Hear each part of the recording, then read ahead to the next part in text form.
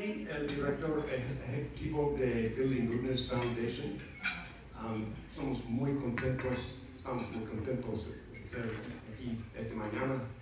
Es un privilegio con nosotros representar en nuestro trabajo. Estamos muy contentos de ver el título de esta conferencia, Creando Espacio para Todas, porque es nuestra misión exactamente literalmente crear espacios, escuelas, clínicas, espacios de comunidad, de centros, y gracias por Y ayer, director Aguilar dijo que él quería hablar solamente en español porque es en Centroamérica, pero yo no quiero continuar en español.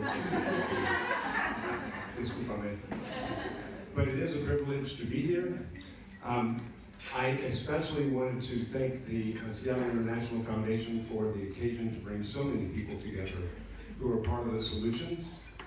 When we're in the States, we hear always the problems at the border, but when we come to El Salvador and when we're in Central America, we're among partners and friends who are part of solutions, and that is a very good community to be part of.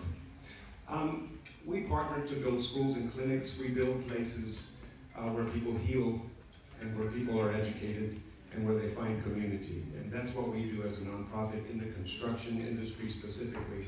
We are philanthropy from the construction industry in the United States.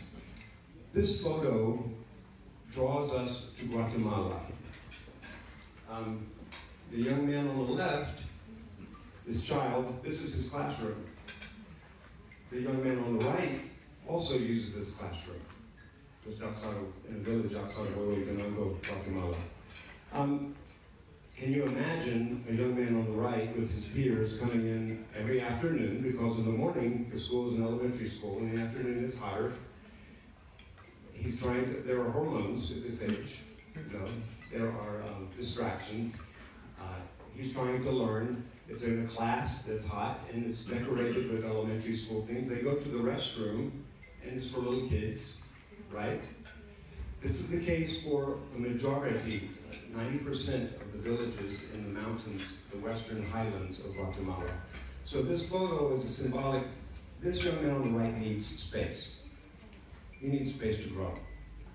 And what happens when the majority of teenagers his age reach age 14, 13, there are no longer those spaces, so what are the choices? They either go north or they go to the city and get exposed to risks and crime. So that's what draws us to Guatemala. The next slide. This map is a map produced by the Homeland Security. You have a copy there with you at your table. These are tracking only 4 months worth of data in 2014. The spots that you see are the sources of young people coming from Guatemala specifically. You can see Guatemala City, of course, where unattended youth were fleeing crime and violence and economic difficulties. Then in the states of Huehuetenango and San Marcos, you can see these are the sources for the majority. 48% of unattended youth coming to the border, apprehended at the border now, come from Guatemala.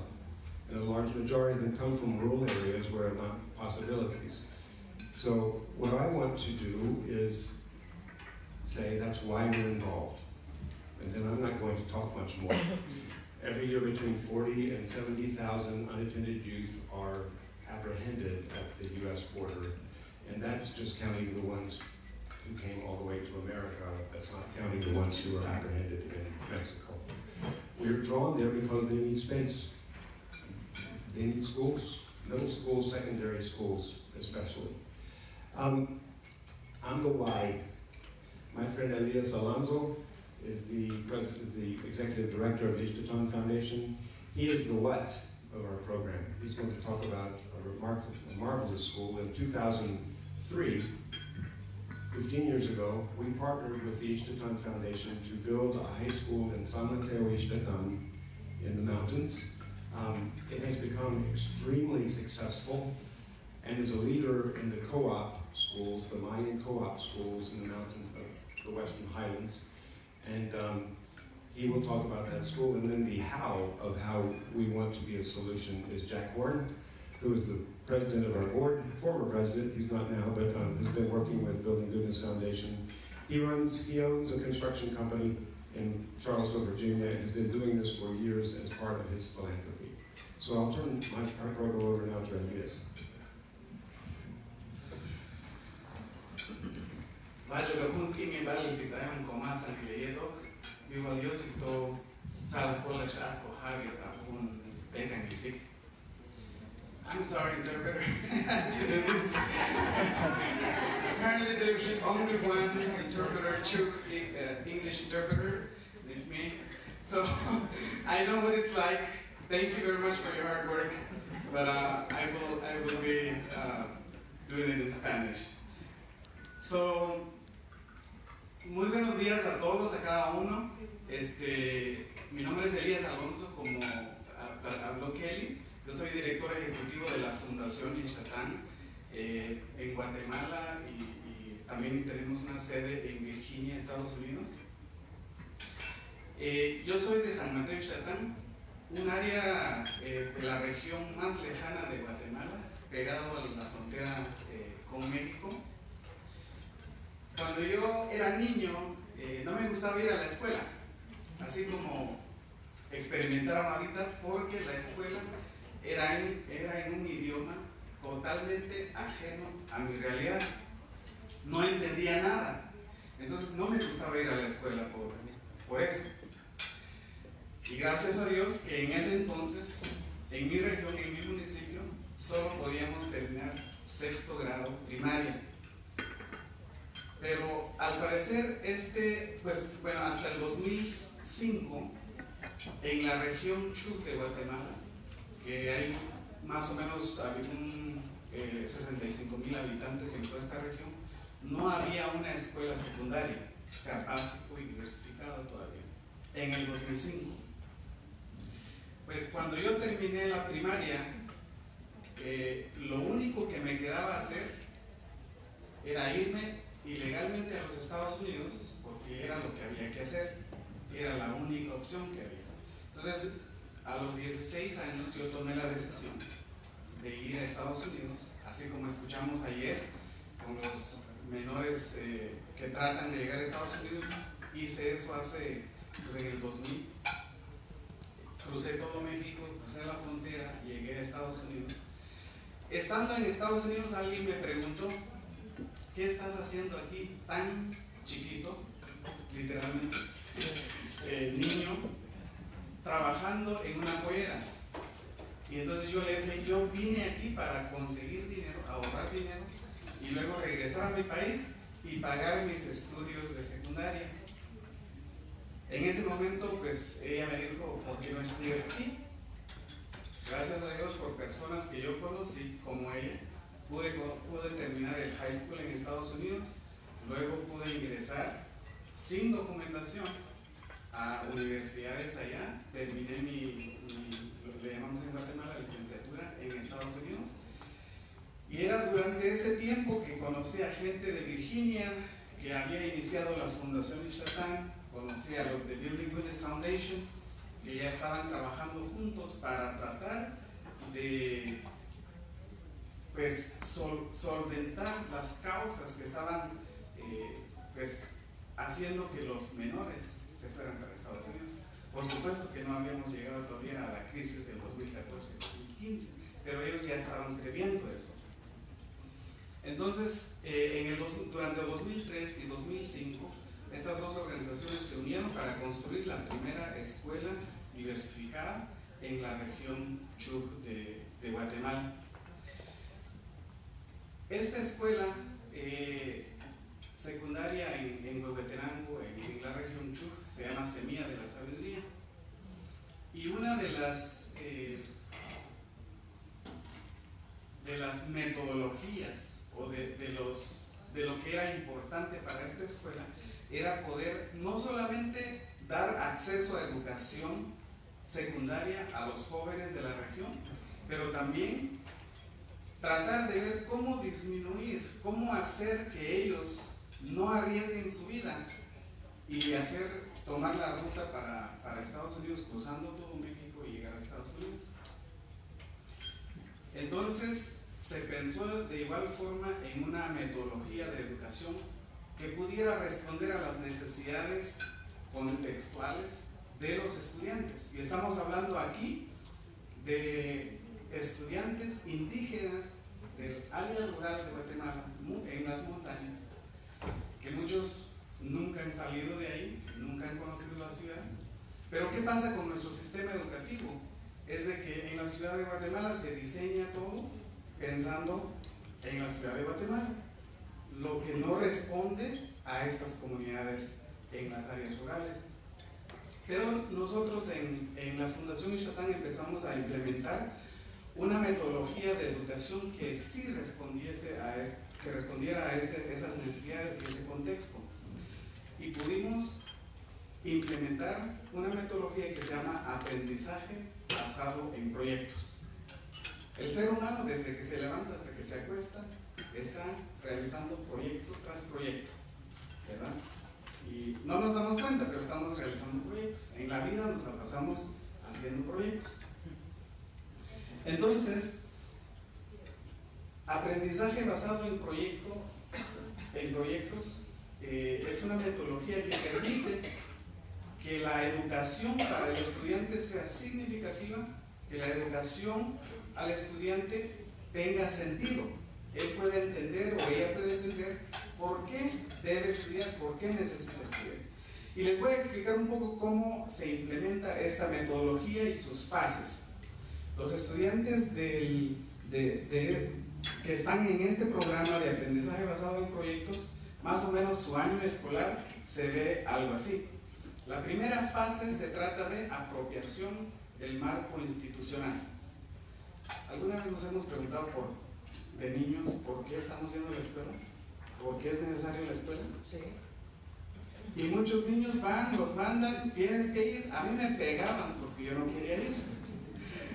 No entendía por qué necesitaba ir.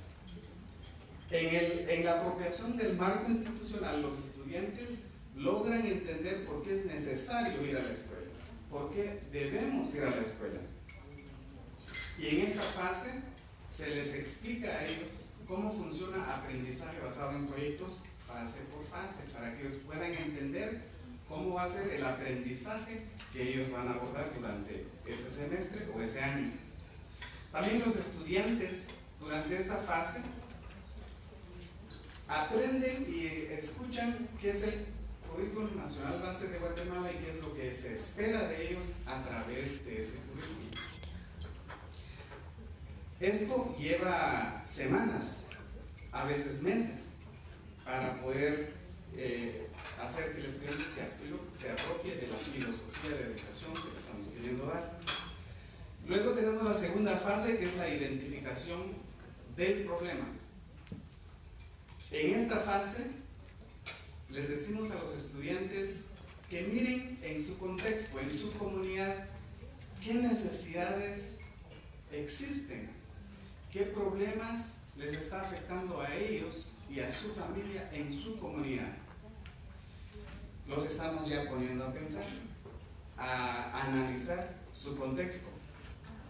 Luego ellos hacen este listado de problemas y necesidades que existen en su comunidad. Ellos tienen que describirlo, presentarlo y debatir por qué ese problema debería ser el tema central de ese año escolar o de ese semestre. Entonces, en esta fase es que los estudiantes van aprendiendo también a exponer, a platicar en público, a debatir con sus compañeros. Esa es en la segunda fase, que también esto puede llevar semanas y meses. El análisis del problema seleccionado es la siguiente fase de esta metodología. Los estudiantes aprenden a analizar efectos, causas, resultados de estos problemas que los atañen en su comunidad. Discuten además en esta fase posibles proyectos que puedan solventar, que puedan solucionar las problemáticas y necesidades que ellos perciben en su comunidad. La siguiente fase es la definición del proyecto.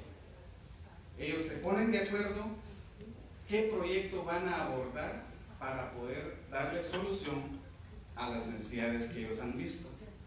Los estudiantes aquí aprenden a planificar, a formular proyectos, a crear presupuestos, cronogramas, cosas que muchos de nosotros que estamos aquí lo hicimos por primera vez en nuestro primer trabajo, ¿verdad? Entonces, en este sentido, ellos ya están practicando estas habilidades en la fase de definición del proyecto. Luego viene la implementación del proyecto.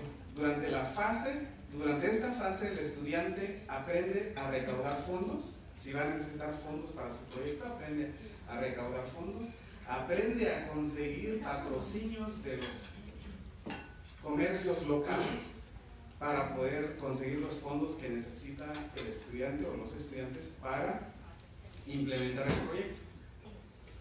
Luego identifican una comunidad que va a ser beneficiaria de su proyecto.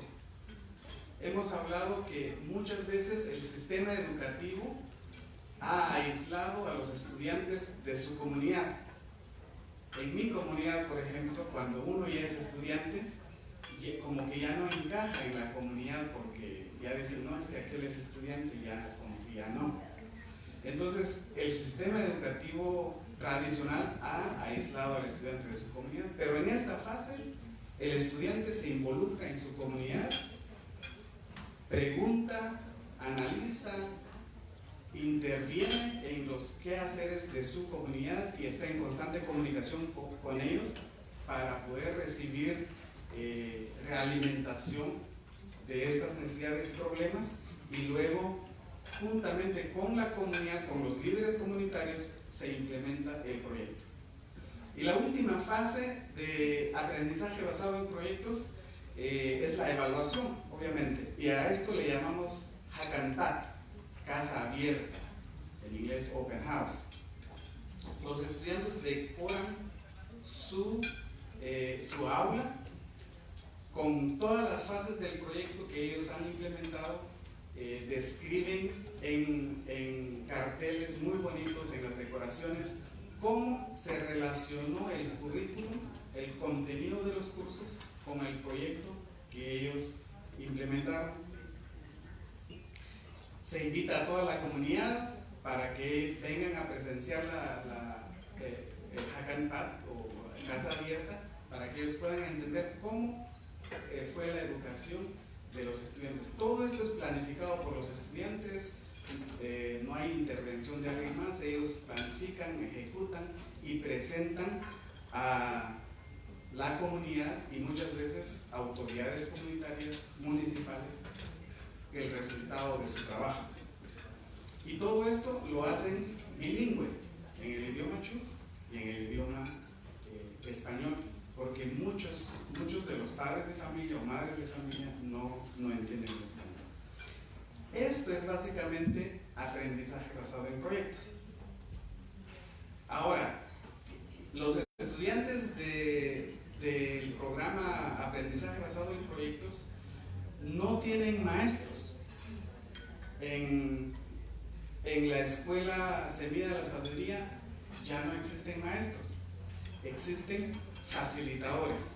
Los facilitadores tan solo guían el proceso de aprendizaje, se aseguran de que el contenido que el estudiante, según el grado en que está y según el currículum nacional base de Guatemala, haya adquirido todos esos conocimientos, esas habilidades que se le exige al estudiante durante la implementación del proyecto.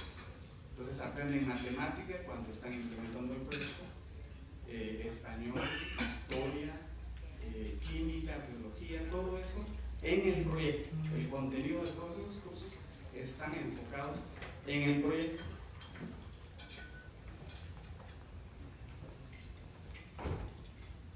En Guatemala, la educación pública básicamente está enfocado en la educación primaria. tenemos cobertura del 80% de escuelas primarias en todo el país y solo tenemos el 20% de cobertura en educación secundaria. ¿Por qué nuestros jóvenes se están yendo a Estados Unidos? Algunos han hablado de violencia, pero nos hemos dado cuenta que en nuestras regiones, altamente migrante en esta región de Huehuetenango, se van porque ya no hay escuelas, no pueden seguir estudiando. Entonces, hay una en Huehuetenango, en Guatemala, tenemos un tipo de escuelas o institutos que se llaman institutos por cooperativa. En Huehuetenango tienen una asociación, los institutos por cooperativa, y estos institutos por cooperativa son administrados directamente por la comunidad. Tienen su junta directiva local y la junta directiva local es quien contrata a los trabajadores, maestros o facilitadores, y si ellos no llegan a dar clases, pues también se les puede despedir. Caso que no sucede en el sistema público, ¿verdad? Que el maestro puede llegar cuando quiere, y puede hacer lo que quiere y nadie le dice nada. Entonces, estas escuelas por cooperativa reciben parte de su financiamiento del gobierno central, parte de su financiamiento del gobierno municipal y también de colegiaturas que pagan los estudiantes y padres de familia. Y también pueden recibir apoyo de organizaciones como las nuestras, por ejemplo. Entonces, recientemente nos juntamos con la Asociación de Cooperativas en Huehuetenango, quizás podemos mostrar la otra. Nos reunimos con la Asociación de Cooperativas de Huehuetenango y les presentamos el trabajo que nosotros realizamos juntamente con Building Goodness, el proceso de educación que impulsamos y la construcción de las escuelas, para ver si tenían algún interés o si en un futuro podíamos trabajar. Y por supuesto que todos querían una escuela, ¿no? Todos quieren mejorar, todos quieren dar lo mejor para sus estudiantes. Tuvimos una respuesta muy buena de parte de una comunidad, de una escuela que se llama Centro 1, la comunidad de Centro 1, que también está hasta un rincón de Guatemala, en donde para llegar ahí pues hay que viajar 2 días, ¿verdad?, para poder llegar a este lugar, y nadie más llega. Entonces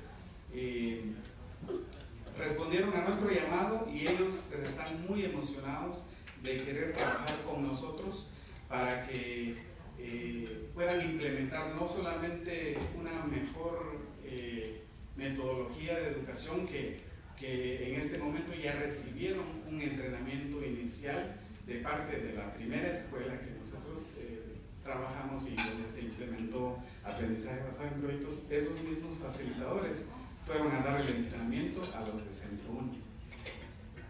Y hay 35 escuelas más esperando implementar esta misma metodología, esperando ansiosamente tener su propio edificio.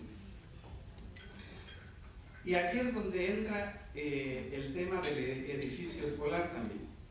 Si vamos a hacer que la educación sea atractiva, sea algo que no odien los estudiantes, pues también tenemos que pensar muy bien en el diseño de las escuelas para que sea un lugar en donde ellos puedan trabajar en equipos y no se sienta solo un salón como si estuvieran en prisión, ¿no? Entonces, es cuando BGF y Fundación Chatán hacen esta colaboración para poder traer o crear estas escuelas, estos modelos de educación para estas comunidades tan lejanas como lo que estamos viendo aquí. Y entonces, así es como estamos respondiendo nosotros para que los estudiantes no sigan yéndose ilegalmente a Estados Unidos, los menores no sigan yéndose ilegalmente a Estados Unidos, realmente se van porque no hay oportunidades, no hay escuelas secundarias. Entonces, ahorita voy a dejar para que Jack nos pueda explicar sobre el modelo de construcción que se maneja en Building Goodness Foundation. Jack Martin es presidente y fundador de la compañía Martin Horn en Estados Unidos y ha sido voluntario para BGF y para nosotros también, que ha ido a San Mateo muchas veces, para poder apoyar estas iniciativas que tenemos. Entonces, él nos va a explicar sobre el modelo de trabajo con otras ONGs similar a las nuestras, con quienes ellos trabajan, y el modelo de construcción que ellos realizan. Muchas gracias.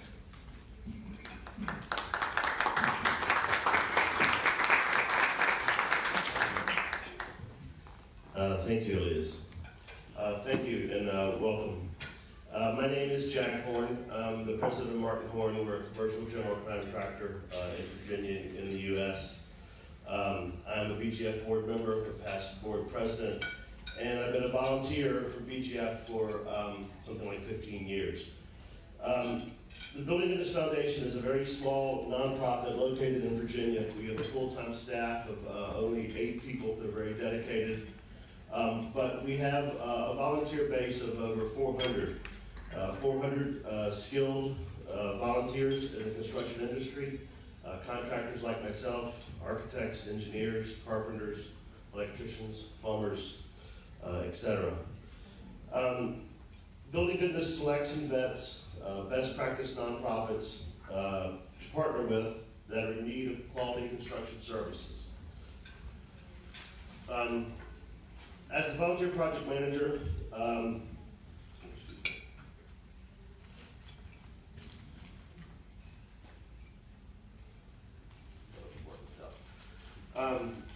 so once we select a partner, as a volunteer project manager, I would recruit a design team, a volunteer architect engineer who would visit the site, meet with the partner. They would then design a building that is practical, culturally appropriate, collaborative, and enduring.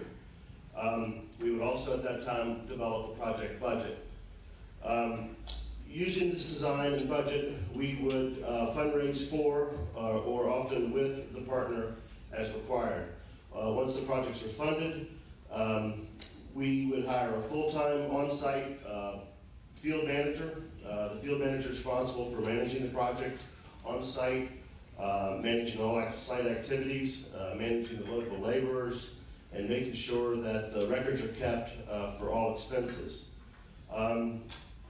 As the volunteer project manager, I would then recruit and send down small teams of mostly skilled volunteers who would work with the field manager to train some of the local laborers, to maintain the quality control, and to assist in the construction process.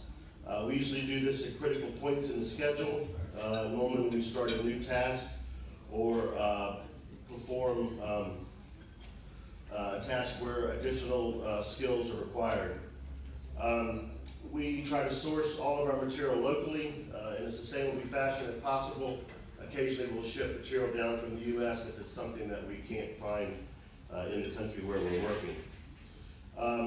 Building Goodness is committed to ensuring that everything we build is built in accordance with the International Building Code. It's earthquake and hurricane resistant, and we provide total financial transparency for our donors, for our partners, and for our board of directors. We've successfully built dozens of buildings, community buildings, schools, community centers, clinics, in some of the most difficult places that there are to build. In Haiti, in the faraway mountains of Huehuetenango, San Mateo Titan in Guatemala, El Salvador, Nicaragua. BGF provides the highest quality buildings. We leverage our volunteer base, and we save our nonprofit partners thousands, sometimes hundreds of thousands of dollars. It's been a very rewarding experience for me personally. I think our volunteer base enjoys using their skills outside of the U.S. To help areas of need, and I think we've brought a lot of value to our partners in other areas of the world. So I'll hand this back over to Kelly. Thanks, Jack.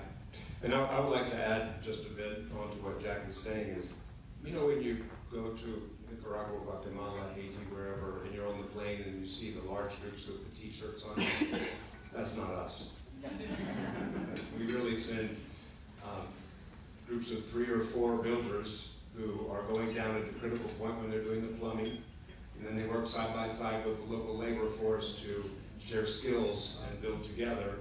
And then that small team goes away, and the field manager works with local labor for weeks until the next small group goes down. So 90% of the buildings go by local labor, and we paid and stimulated the economy that way. So we found this to be a very collaborative way to share some skills and build on the ground.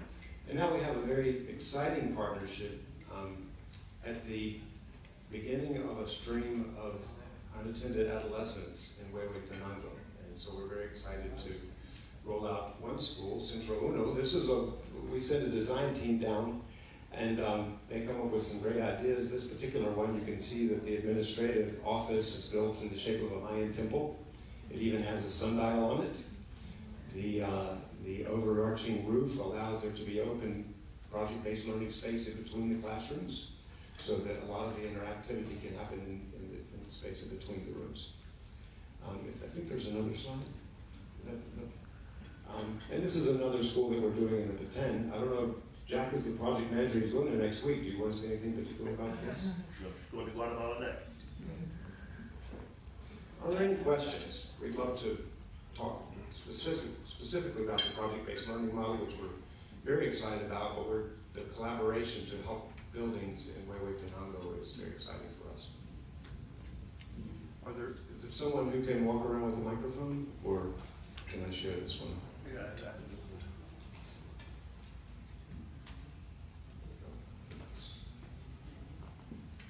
Muchas gracias. Muchas gracias, muy interesante. Les quería preguntar, una vez la escuela ha sido construida en un nuevo lugar, ¿quién se encarga del mantenimiento tanto del personal, profesores, facilitadores, como el mantenimiento físico de la escuela? May I respond in English? Can you? Yes. After we finish the school, we make sure we choose a partner in a school that is sustainable, well-staffed, can continue to maintain the building. We've encountered many times when we leave and then something goes wrong and then they call us back. So we've learned to continue to be in relationship with them. When we leave a manual, a good book about how to keep processes up. Sometimes it's used, sometimes it's not. But we stay in contact. But our goal is to continually to train local people. We'll send out a small team to train the maintenance people at the school or the clinic to maintain the facility. Este es su pregunta, sí. Thank you. Yes. Is it in conjunction with the Ministry of Education, besides building maintenance, the facilitators, the materials, all that, who provides that on an ongoing basis?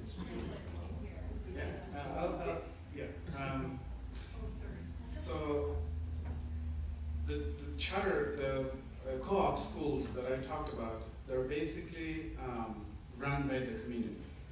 They're accredited by the Ministry of Education in Guatemala, but the local board of directors is in charge of the entire operations and budgets, and they work with the ministry. Like I said, they get some percentage of their budget from the central government, some from the municipality, and the rest from tuition from students.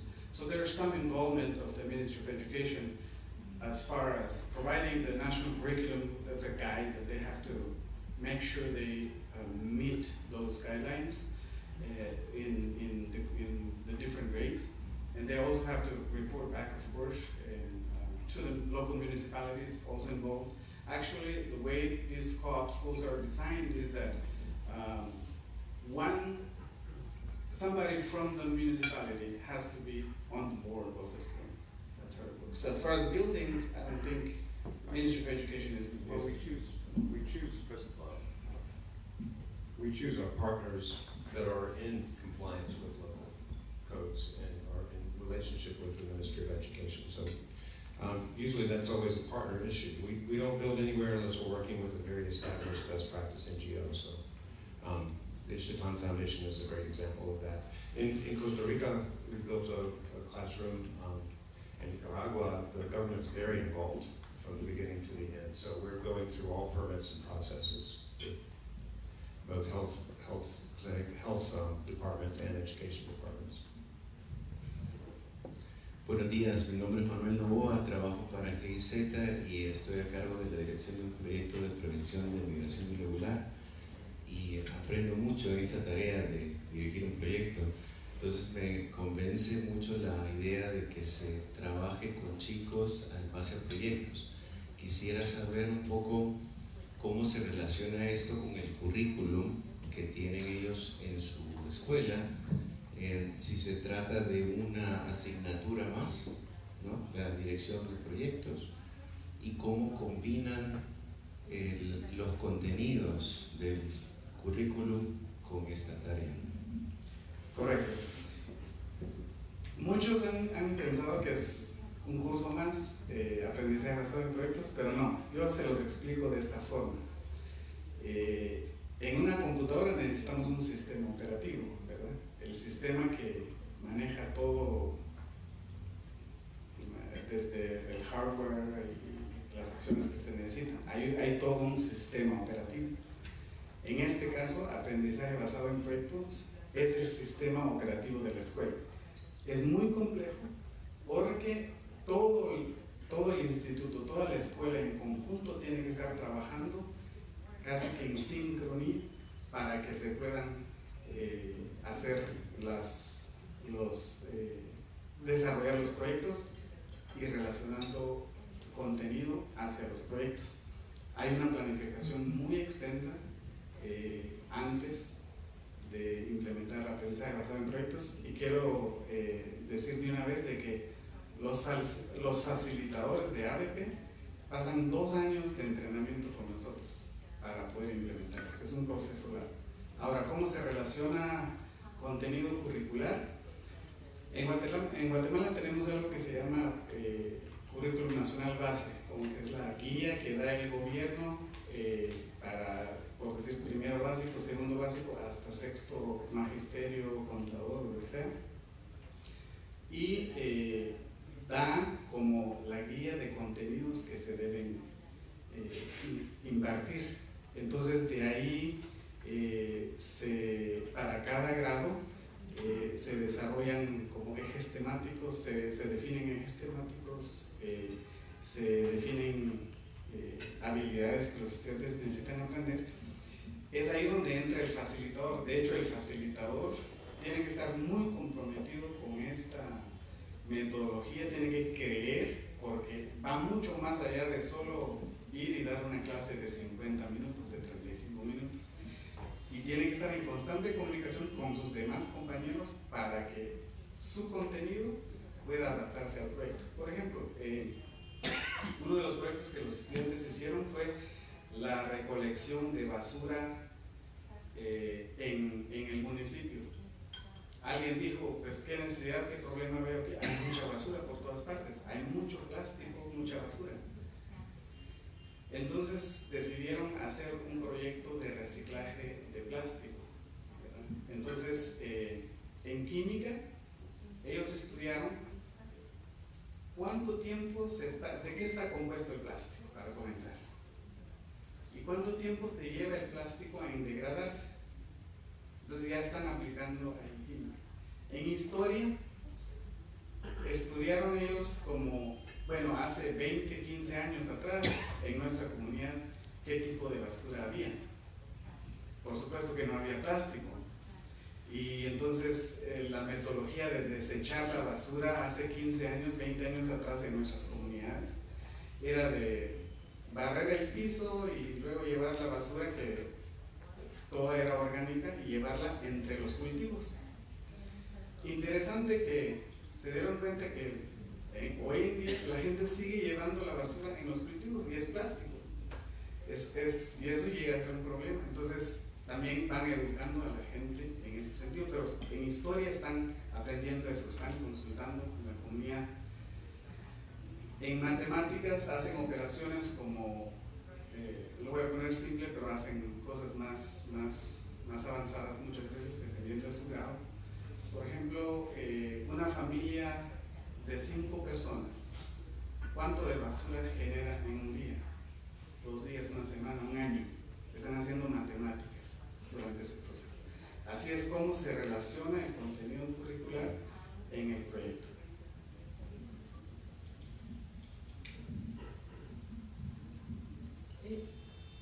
¿Cómo hacen entonces después de que terminan? Porque esto es nada más para nivel secundaria, entiendo, ¿verdad?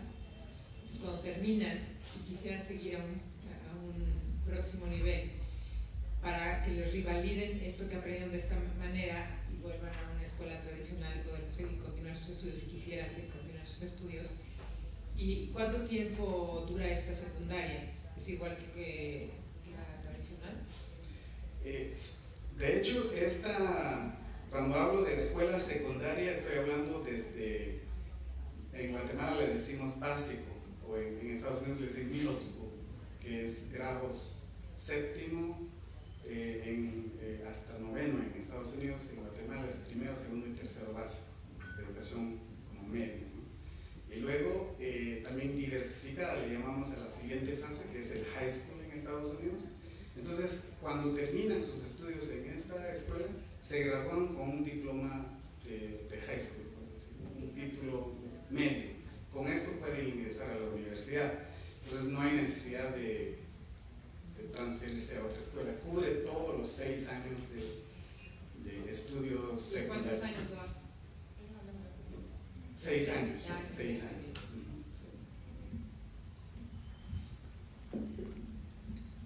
Hola, buenos días. Muchas gracias por compartir su experiencia. En primer lugar, tengo una pregunta de seguimiento de todo lo que han venido explicando. ¿Cómo se adapta el modelo de Project Based Learning a los requisitos de pruebas estandarizadas de parte del gobierno, probablemente? Esto. Sí, cada estudiante que se está graduando en el último año de estudios del estudiante en diversificado ahí en Guatemala, en high school, tiene que pasar un examen estandarizado del gobierno en lectura, matemáticas. Los estudiantes, en el momento en que ellos están trabajando a diario, escribir los reportes del diario, cómo va su proyecto, en el momento que ellos están investigando, leyendo documentos para poder implementar su proyecto, están automáticamente adquiriendo esas habilidades de comprensión de lectura, comprensión, escribir. Se manejan muchas rúbricas que el facilitador crea para poder asegurarse de que se consiguen esas habilidades. En matemáticas va a depender mucho del proyecto que el estudiante está elaborando, está implementando. Si hay áreas que vienen en la evaluación diagnóstica, le llamamos, que no se logran encajar en el proyecto, hay sesiones en donde se les da el refuerzo al estudiante.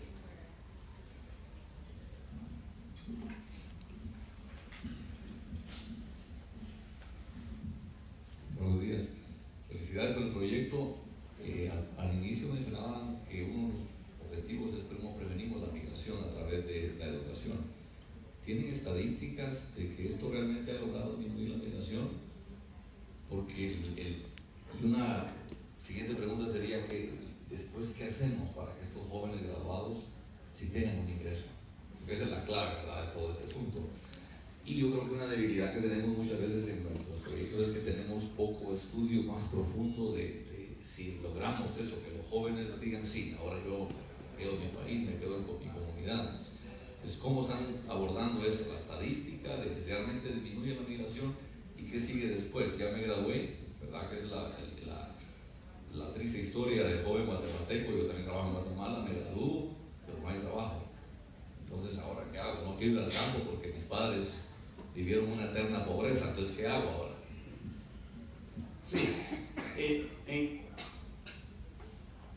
en un sentido, sí se manejan estadísticas, digamos, en cuanto a la deserción escolar de los estudiantes en estos niveles medios en la educación. Lo que hemos visto nosotros es de que, por lo mismo de que quizás no hay trabajos después, antes pues, se iban con sexto grado primaria, tercero básico. Ahora muchos se van con el título medio, ¿no?, para Estados Unidos. En la fundación tenemos otro programa de becas para estudiantes para que puedan seguir del área rural, para que puedan seguir en las universidades. De los graduandos en Semilla de la Sabiduría, el 80% de los estudiantes graduados van a la universidad. Ayuda a que quizás consiguen una beca. La fundación no siempre puede dar becas para todos, da una parte, pero también ayuda a meterlos en alguna oportunidad de beca con las mismas universidades. Trabajamos con 4 universidades en Huehuetenango, que están presentes en Huehuetenango, que les da descuentos a los estudiantes, les damos una parte de beca a nosotros, ellos por su parte también ponen otra.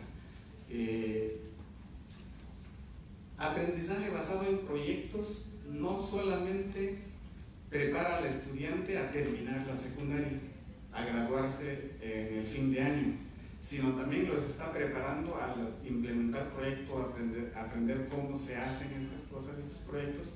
También les da una noción de poder emprender.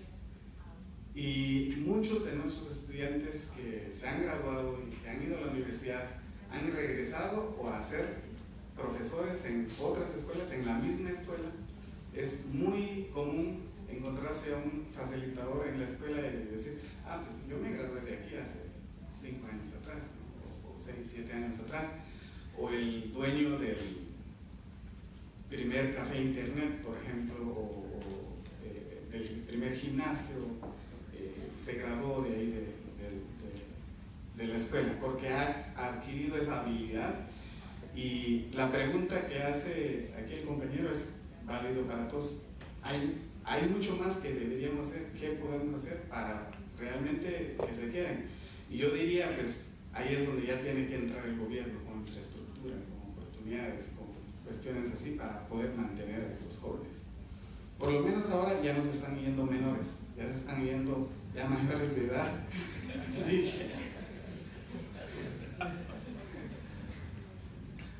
We have time for another question. Mi pregunta va un poco, soy de Guatemala y los felicito por el proyecto realmente fabuloso. Mi pregunta va orientada más hacia la construcción de la infraestructura. Si han pensado, y hay mucha evidencia detrás de esto, que realmente la trayectoria escolar de la persona la determina preprimaria y primer grado, y si han pensado contribuir también a la infraestructura educativa en preprimaria, que como usted dijo, el mayor porcentaje va a primaria, pero ni en preprimaria llegamos siquiera al 20% que usted mencionó de inversiones básicos, creo que es 15% en preprimaria. ¿Han evaluado la posibilidad de fortalecer también la preprimaria y primer grado? Pues basándose en toda la investigación que hay, de que el éxito realmente se consigue a partir de ahí. Nosotros como Fundación Ixtatán en Guatemala solamente trabajamos en educación media, básico y diversificado. Nos han pedido mucho que ayudemos a las primarias, pero no está dentro de las prioridades de la Fundación, porque trabajamos nuestra población meta son los jóvenes, básicamente, en educación media. Entonces, ahí no. Con Building Lunes, él dice que pues, ellos trabajan con comunidades que les puedan demostrar que sí hay una necesidad latente, pero en sí a primaria o preprimaria no. You've talked a little bit about what type of partner you're looking for. What is required from the partners in the beginning? Financially, labor force, what are the kinds of things that the partner needs to bring to the table? When we begin conversations with the partner, it may take 6 months to go through the whole process because we're very careful. We want to make sure that everyone's expectations are met. We ask for an application. We'll have a conversation. We ask for a proposal application. It's 6, 7 pages.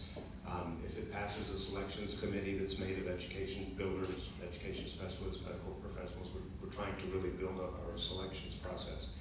Then we send a scouting trip down to meet on the ground and really talk about the design of the building and communicate very clearly with expectations on the ground. So all that's a part of the vetting early on.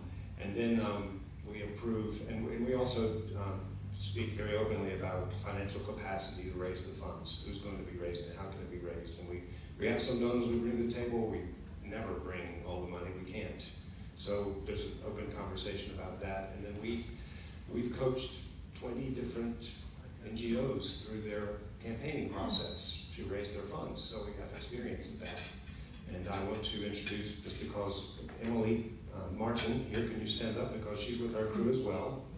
And she's a part of that process. So then, and then we approve and then we start. Once the money is raised, then we can begin in earnest. So is that the question? Yeah. And one follow-up question. Have you ever built anything inside of the detention center or a prison? No, No. not yet. We have a hard time as a group of very creative architects and builders saying no to. We built many different kinds of community buildings, so you never know. If I might add to that,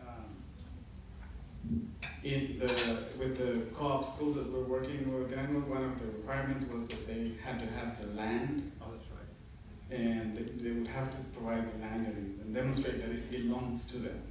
And the second requirement was that they had to have a really strong community involvement and a community organization to make sure that this building will be maintained in the future. Those were two important things. I still like the not yet part of that answer. Well, I will say that we're a secular organization. We had not built any churches until the earthquake in Haiti, and I rebuilt a church on a mountainside outside of Port-au-Prince. Was our first religious facility we'd ever built, and it was the first church rebuilt after the earthquake. So there's always a first. But to continue a bit with what Elias said, the school in Centro Uno, we found funding for a block machine, and so it has just arrived.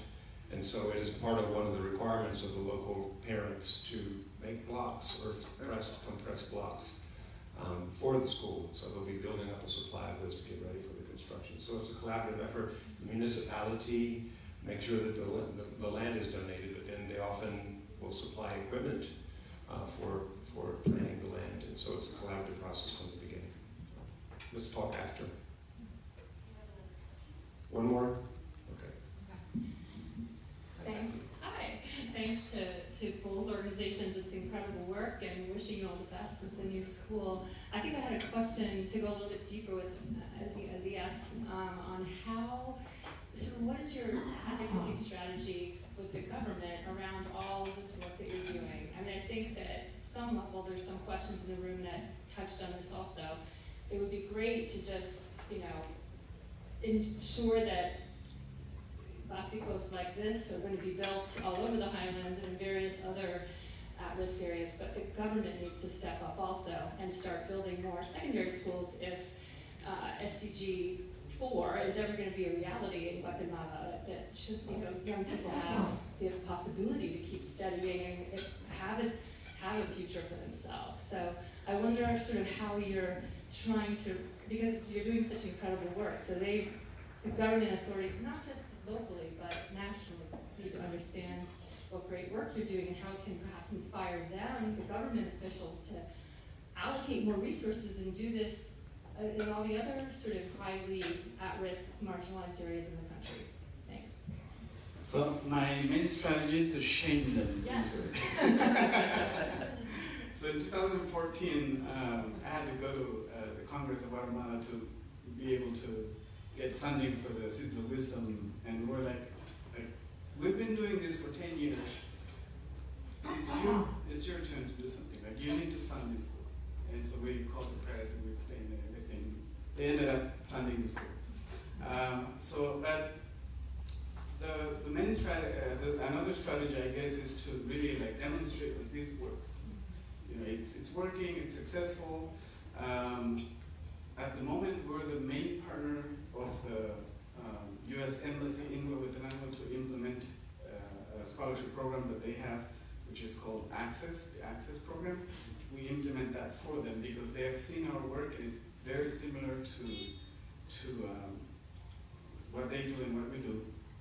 And so I've had many talks with the Vice Minister of Education. He came to Huehue at one point and at a symposium, he started talking about how the Ministry of Education has plans that by 2030, students would no longer just memorize and take notes and stuff like that, but that they would do work, projects while they're learning their subjects. And so I approached him, I said, we're already doing that, and explained to him the whole process, and he said, oh, I need to come visit you. I never heard from him again. It's just constantly working and replicating with other partners that are interested in doing it. So that's basically the way to do it. Time to stop. Thank you very much.